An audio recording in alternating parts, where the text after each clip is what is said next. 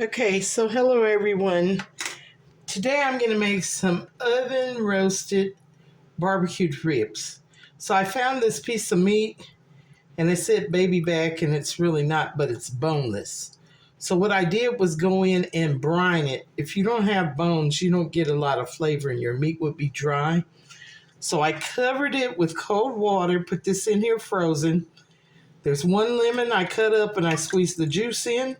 There's a whole onion and a half a bulb of garlic. And I've let this soak in this water for a couple hours. Now it's thawed out, but we're going to wash this meat off. Oh, but anytime you brine with salt, then you don't use as much on your, this is the kosher salt. Can you see it? Kosher salt. I used about a half cup of that, covered the meat, and then you see what vegetables are there. 1/4 of a cup of brown sugar. Not quite that much. I'm going to put that in there.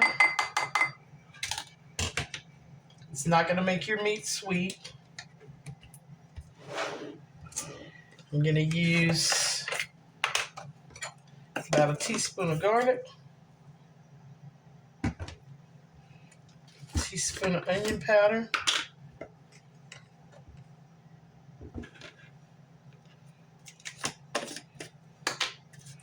a teaspoon of lemon pepper.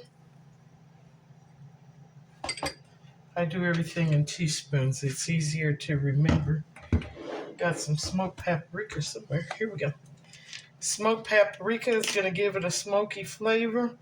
I'm going to put about a half teaspoon of that.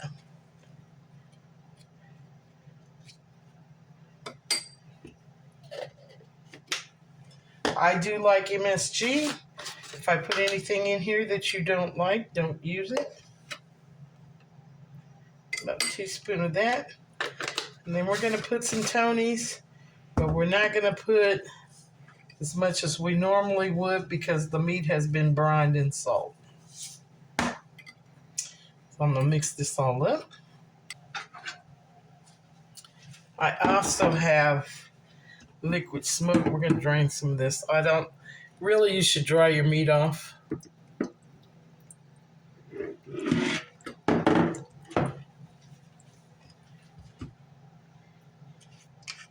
I'm going to shake a little bit of liquid smoke on this side.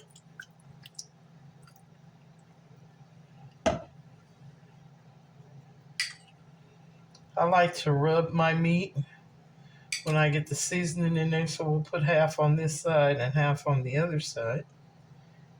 But then if I rub it all in, everything all tastes the same. Flip it over, and we're going to repeat the process. It already smells wonderful. And I'm going to let this bake.